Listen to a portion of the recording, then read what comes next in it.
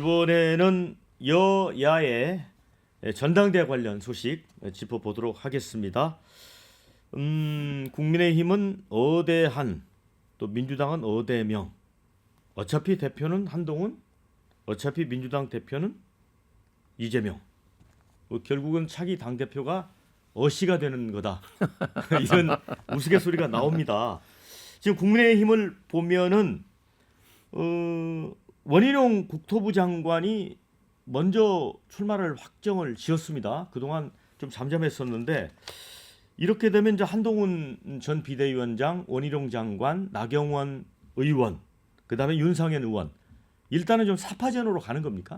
예, 일단 사파전으로 갈 것 같고 그 이외에도 지금 현재 유승민 전 의원도 지금 그러면 이제 5파전까지도 고민을 하고 있습니다. 저희 당헌 당규상 일단 1차에서 50% 이상 얻으면은 뭐 이제 그걸로 이제 결정이 되고, 그렇지 않으면 이제 결선 투표까지 이제 가도록 되어 있습니다. 그래서 이렇게 사람 숫자가 많은 게 어떻게 보면은 한동훈 전 위원장의 좋은 면도 있고, 또 어떻게 보면은 1차에서 과반이 되기가 어려운 또 뭐 그런 어떤 면도 그렇죠. 좀 예, 있을 겁니다. 예.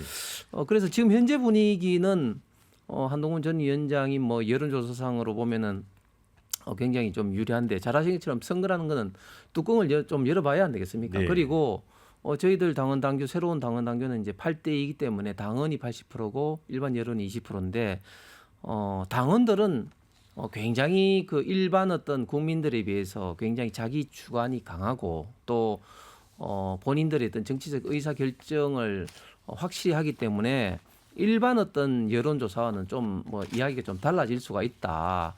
예를 들면 2021년 저희들 당대표 선거를 할 때는 그때 이준석 대표가 그렇게 1등을 하리라고는 아무도 예상을 못했었습니다. 네. 그렇기 때문에 지금 여론조사상으로는 한동훈 위원장이 유리하지만, 그러나 막상 선거가 시작되고 이제 뚜껑이 열리면은 굉장히 예상할 수 없는 그런 어떤 흐름도 이어질 수가 있다. 그래서 제가 봤을 때는 본인들한테는 조금 뭐 가혹한 말일 수는 있겠습니다만은 일단 흥행 면에서는 어느 정도 이제 좀 될 것 같다, 이렇게 보여집니다.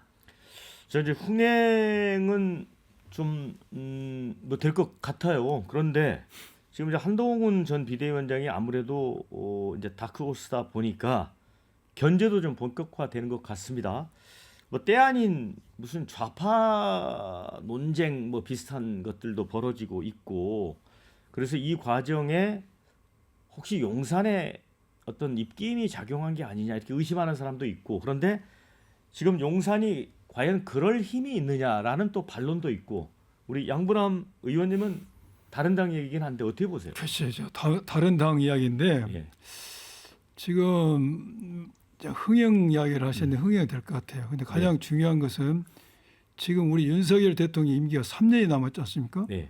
3년이 남은 상태 대통령 입장에서는 당대표가 어떤 사람이 되냐가 예. 자기 남은 국정을 이끌어내는 데 굉장히 영향을 미칠 것입니다. 예. 그래서 국민의힘 대표는 윤석열 친윤, 윤심을 저버릴 수 없을 것이다. 윤심에 영향을 미칠 것이다. 비록 지금 윤석열 대통령의 지지율이 26%대를 달리고 있지만은 그 이전 국민의힘 대표 선거 때도 그 김기현 대표 굉장히 그 지지율이 낮았지만은 뭔가 작용을 해서 대표까지 끌어올렸습니다. 50몇 %까지. 마찬가지 이번도 윤심이 어디로 작용하냐가 굉장히 중요할 것 같고, 또 대통령 입장에서도 국민의힘 대표를 뽑는 데 있어서 굉장히 관여를 할 것이다. 어떤 형태로든지. 그런데 한동훈 비대위원장은 지금 윤석열 대통령과 관계 설정을 봤을 때 이 관계를 복원하지 않으면은 좀 불리하지 않을까. 근데 복원하기도 또 어떻게 복원할까? 이것도 쉽지 않고. 그래서 저는 어대한 글쎄요. 어대한 좀 리스크가 있다. 네, 저는 이런 말씀입니다. 나머지 그런데 이야기인데요. 그런데 네. 이 원희룡 전 국토부 장관이 그동안 그 나경원 의원보다는 좀 그 생각이 좀 뒤따라갔었던 것 같은데 먼저 이제 출마를 선언을 해버렸잖아요.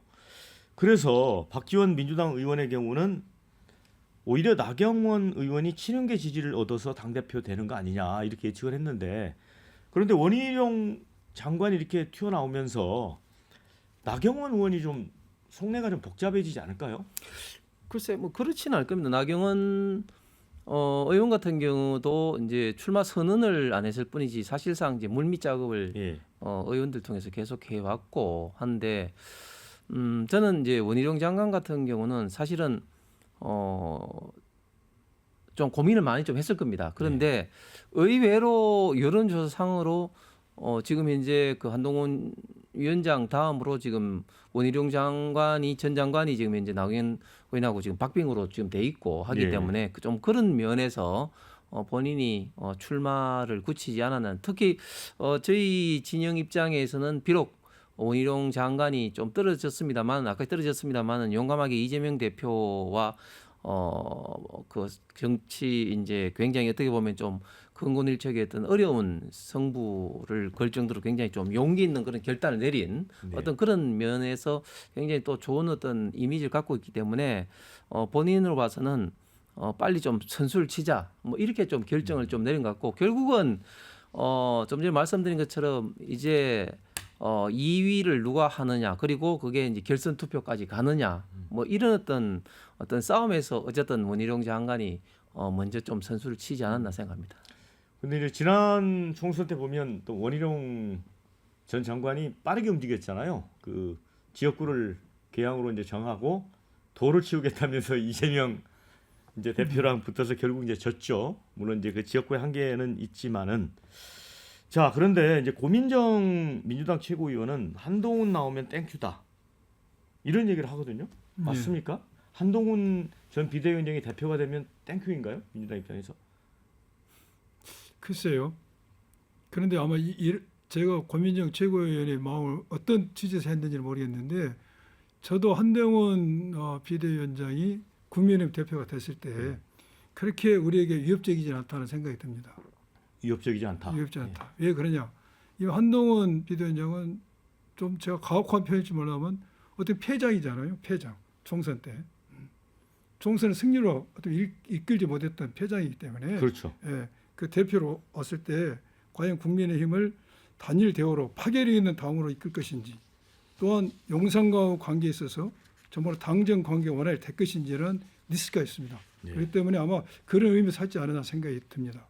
제 개인적으로도 그렇게 위협적이지 않다. 그런데 뭐 일각에서는 한동훈 비대위원장이 좀 공부 좀 더 열심히 하고 예. 새로운 경험도 하면서 다음 서울시장 선거에 나오는 게 어떻겠는가 이런 얘기도 하는 사람도 있더라고요. 그렇죠. 그런 이야기도 있었고 뭐 저도 말씀을 뭐 여러 곳에서 드렸는데 뭐 또 보궐선거를 예. 통해서 정계로 들어올 수도 있고 합니다. 사실은 이번 당 대표가 사실은 굉장히 어렵습니다. 잘 아시는 지금 22대 국회에서 저희가 의석수에서 압도적으로 밀리는 상황에서 당 운영하는 것도 그렇게 쉽지도 않은 상황이고 특히 저희 당원 당규상으로는 만약에 당 대표가 다음 대통령 선거에 나가려고 하면은 1년 반 전에 사퇴를 해야 되기 때문에 그럼 역산을 해보면은 2025년 9월달 사퇴를 해야 된다는 이야기인데 그러면은 당 대표를 불과 한 1년 남짓 하게 됩니다. 그렇기 때문에 당 대표가 굉장히 좀 어려운 그런 입장에서 한동훈 위원장이 과연 나올까 이런 좀 의문을 가졌는데 본인이 이제 일단 나오는 걸로 이제 결심을 한 것 같고 또 당 대표가 되면 뭐 이런저런 여러 가지 당 운영에 있어서도 많은 좀 어려움과 도전을 겪을 것 같은데 그런 걸 통해서 또 어떻게 보면 또 한동훈 위원장 개인의 또 정치적 또 역량을 또 키울 수 있는 또 뭐 그런 기회는 또 분명히 또 된다고 또 본인도 생각하시는 것 같습니다. 네. 앞서 제가 이제 그 국민의힘 내부에 이제 한동훈 전 비대위원장 견제를 위한 그 좌파 논쟁 그런 부분들이 지금 영남 지역이 국민의힘 전체 당원의 한 40%라고 하는데 그런 부분에 좀 영향을 끼칠 수도 있고 물론 이제 강남 지역의 경우에는 한동훈 전 비대위원장 팬심이 두텁다고는 하지만 그런 것들 때문에 더 예측이 좀 어려워지는 거 아닙니까? 그럴 겁니다. 예. 예. 제가 또 한편으로는 이렇게 한동훈 비대위원장은 어떤 원외 인사지 않습니까? 원외 인사이기 때문에 당 대표가 돼 있을 때 국회의원이 아닌 상태에서 과연 당을 잘 이끌 수 있을 것인가 그런 우려도 있죠.